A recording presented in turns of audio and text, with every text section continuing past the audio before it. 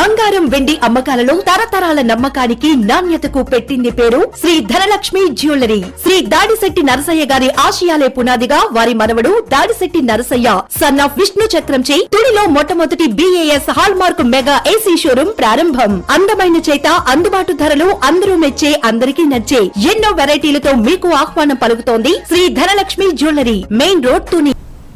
నమస్తే, welcome to my media news. నేను కళ్యాణి. ఉమ్మడి ఉభయ గోదావరి జిల్లా పట్టభద్రుల నియోజకవర్గ ఎమ్మెల్సీ ఎన్నికల ప్రచారం ముమ్మరంగా సాగుతుంది.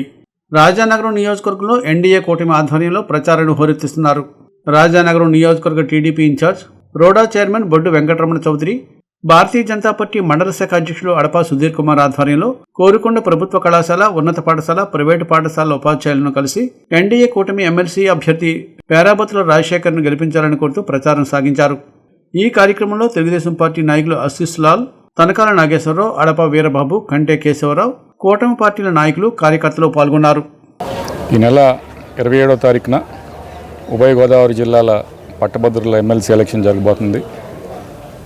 ఇందులో తెలుగుదేశం పార్టీ, బీజేపీ, జనసేన ఉమ్మడి అభ్యర్థిగా పేరాబత్తుల రాజశేఖర్ గారు నిలబడుతున్నారు.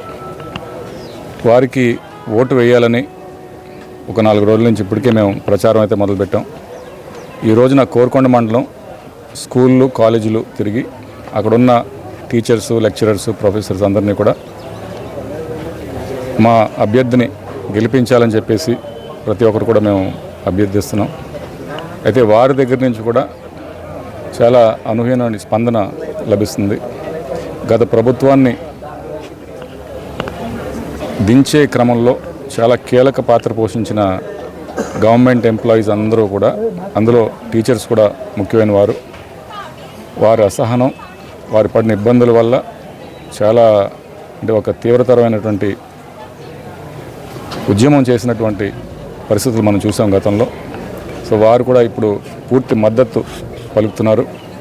ఈసారి తప్పనిసరిగా పేరాబత్తుల రాజశేఖర్ గారిని మన ఉమ్మడి అభ్యర్థిగా, మన కూటమి అభ్యర్థిగా గెలిపించే క్రమంలో మేము కూడా మీ తోడుంటామని చెప్పేసి వారి దగ్గర నుంచి కూడా మాట రావడం అనేది చాలా హర్షణీయం.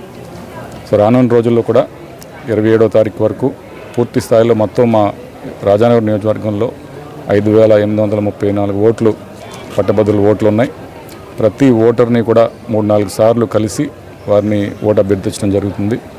అందులో భాగంగా Telugu Desam party, Janasena, BJP party నాయకులు, కార్యకర్తలు ప్రతి ఒక్కరు కూడా పాల్గొంటున్నారు. తప్పనిసరిగా భారీ మెజారిటీతో ఈ పట్టభద్రుల ఎన్నిక అనేది గెలవబోతున్నాం అనే ధీమా వ్యక్తం చేస్తూ సెలవు తీసుకుంటాం.